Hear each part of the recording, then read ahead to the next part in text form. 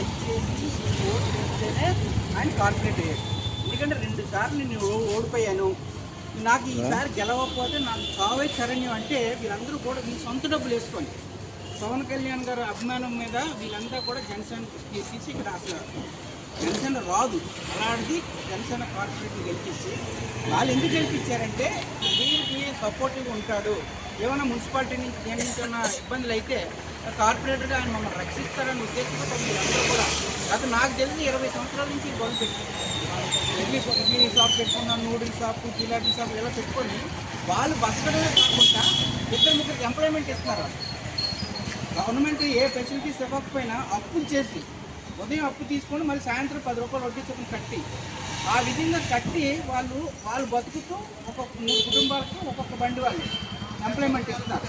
అటువంటి వాళ్ళని వీళ్ళు దౌర్జన్యం చేసి అంటే వాళ్ళ ఒక గ్యాంగ్ ఉంది, వాళ్ళు ఏంటి చెప్తే చేయాలి, చేయకపోతే జరగదు. వాళ్ళు ఏంటంటే